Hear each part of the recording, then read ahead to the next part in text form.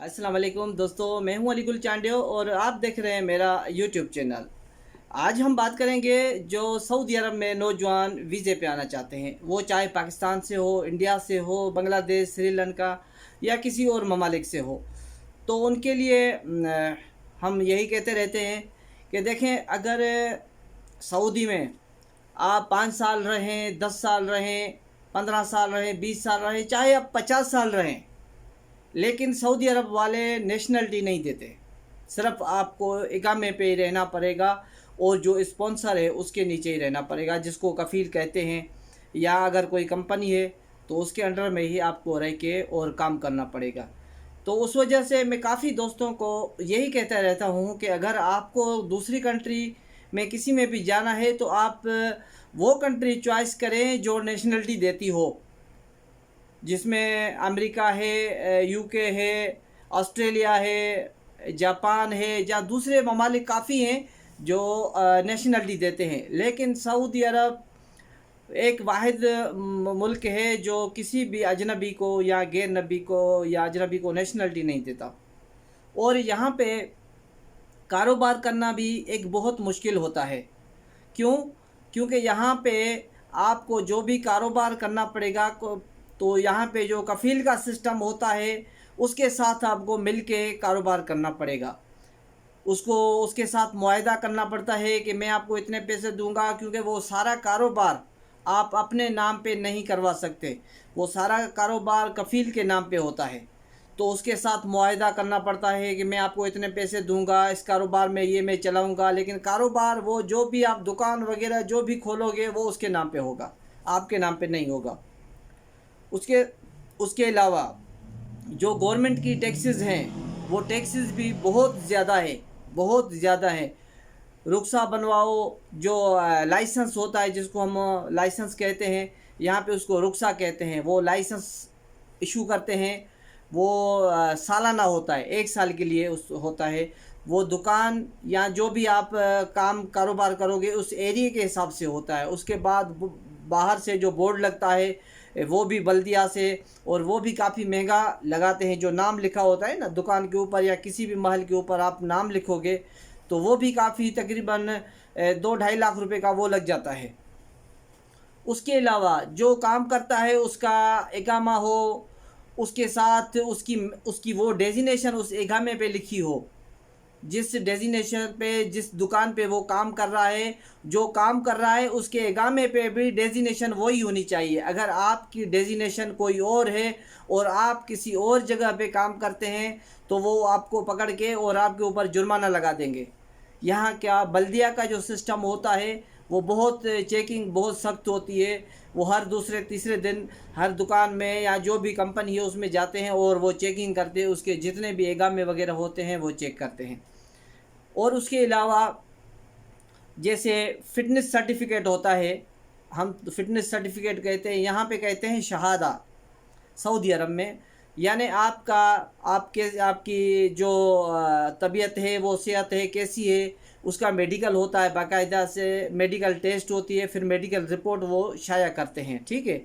और उसके साथ अभी इन्होंने एक जदीद सिस्टम इन्होंने निकाला है कि जो भी जिस डेजिनेशन पे आएगा उसकी यहाँ पे टेस्ट ली जाएगी। एक तो जो जिस कंट्री से आ रहा है, जो वो चाहे वो पाकिस्तान या इंडिया या बांग्लादेश से आ रहा है, जिस डेजिनेशन पे आ रहा है उसका अभी तो उन्होंने वहीं पे ही सफारत खानों में उन्होंने ऐसे एक जगह बना दी है जहाँ पे उनसे टेस्ट लिया जाता है। उनके सर्टिफिकेट तमाम चेक किए जाते हैं कि आप जिस डेजिनेशन पे जा रहे हैं उस डेजिनेशन के बारे में आपको कितनी मालूमात हैं, क्या क्या जानते हैं उधर भी। और यहाँ पे सऊदी अरब में आने के बाद भी यहाँ पे उसकी फ़ीस होती है, आप वो फ़ीस भरोगे और उसके बाद आपसे वो काम काज के बारे में जो भी काम आप जानते हैं, जिस काम के सिलसिले में आप यहाँ पे आए हैं, उसके बारे में आपसे जान पहचान की जाएगी कि भाई आप बताएं आप जो जो काम जानते हैं। हाँ, अगर नहीं जानते हैं तो आपको कम से कम 1 हफ़्ता या 15 दिन उसकी ट्रेनिंग देंगे आपको कि भाई आप ऐसे करना है, ऐसे करना है, इसको ऐसे, ये काम ऐसे होता है। हर डेजिनेशन का वहाँ पे उन्होंने एक सेंटर बनाया हुआ है। उस सेंटर में हर आदमी को वो काम सिखाते हैं कि भाई आपने जो जिस काम के सिलसिले में आए हैं, जो काम आप जानते हैं, जो नहीं जानते हैं वो आपको हम बताएंगे कि आपको काम कैसा करना है, कैसा करना है, ऐसे करना है, ऐसे नहीं करना है। ठीक है। तो यहाँ के जो कानून व ज़वाबित हैं वो बताते हैं कि आपको किस तरीके से यहाँ पे रहना है। उसके बाद जो भी आप कारोबार करोगे, कफ़ील को मंथली दोगे, गवर्नमेंट को टैक्स वगैरह दोगे, उसके बाद एगामे वगैरह जितनी भी है फ़ीस सालाना वो आप भरोगे, क्योंकि कम से कम 8 से 10,000 फ़ीस है। अगर आपकी बड़ी कंपनी है जिससे 4 मुलाजमों से आपके अगर ज़्यादा मुलाजमीन हैं उस कंपनी में या उस शिरके में, तो आपको फ़ीस कम से कम 8 से 10,000 12,000 लगेगी। अगर उस कंपनी में, जिस कंपनी में आप आए हैं उसके 4 मुलाजमीन हैं, तो आपकी फ़ीस 1,000-1,500 रियाल लगेगी, सऊदी रियाल। अगर 4 से 1 मुलाजिम भी ज़्यादा बढ़ जाएगा तो जो 1,000-1,500 फ़ीस लगती है वो 10,000 पे जाके रुकेगी और 12,000 पे। और उसके साथ इंश्योरेंस भी लाजमी होती है यहाँ के सऊदी कानून के मुताबिक। जो भी यहाँ पे काम करने के लिए आता है, चाहे वो अकेला आता है या अपनी फैमिली के साथ आता है, तो उनकी इंश्योरेंस भी यहाँ पे लाजमी होती है। वो चाहे खुद काम कर रहा है या अपनी फैमिली के साथ काम कर रहा है, फैमिली की भी और उसकी भी, ये दोनों की यहाँ पे इंश्योरेंस लाजमी होती है। तो मैं तकरीबन यही दोस्तों को बताता रहता हूँ कि भाई सऊदी अरब में क्योंकि काम भी अभी अभी थोड़ा डाउन है, जो नए वीज़े पे दोस्त हमारे आना चाहते हैं उनको मैं यही मशवरा देता हूँ कि यहाँ पे थोड़ा काम स्लो है। अभी इनके प्रोजेक्ट हैं, प्रोसेस में हैं, जैसे वो स्टार्ट हो जाएंगे तो काम बहुत हो जाएगा, यहाँ पे बहुत होगा। लेकिन यहाँ पे सबसे बड़ा मसला है कि ये 5 साल रहो, 10 साल रहो, नेशनलिटी नहीं देते हैं।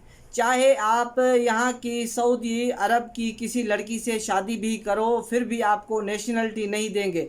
ज़्यादा से ज़्यादा ये करते हैं कि आपकी जो इकामे की जो आपका आईडी कार्ड बनता है उसकी जो फ़ीस होती है वो आपको गवर्नमेंट भरेगी, वो आपकी नहीं भरनी पड़ेगी।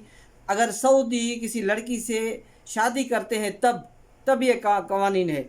अगर नहीं करते तो आप चाहे 50 साल सऊदी में रहें, लेकिन आपको वही आईडी, वही इकामा, आपको नेशनलिटी नहीं मिलेगी।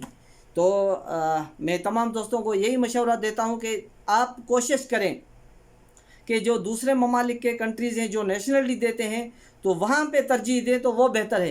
क्योंकि यहाँ पे आप 30 साल काम करें, 50 साल काम करें, आपको एक घंटे का, एक दिन का ही पता नहीं होता है। जब भी वो कंपनी नाराज़ हो जाए उसी टाइम पे आपके कागजात बना के, खुरूज लगा के आपको भेज देगी कि भाई चलो। तो नेशनलिटी एक हथियार होता है इंसान के पास, जो इतने साल से काम करता है उसके पास नेशनलिटी होती है, तो वो एक अलग चीज़ है। तो इंशाल्लाह फिर नेक्स्ट व्लॉग में मैं सऊदी अरब के बारे में, यहाँ पे जो भी जितने मसले मसाइल हैं उनके बारे में बताऊँगा। और मैं तमाम दोस्तों से यही रिक्वेस्ट कर रहा हूँ कि जिन्होंने मेरा चैनल सब्सक्राइब नहीं किया है वो सब्सक्राइब करें और बेल आइकन को क्लिक करें और लाइक करें। बड़ी मेहरबानी। इंशाल्लाह नेक्स्ट व्लॉग में मिलेंगे, तब तक अल्लाह हाफिज़।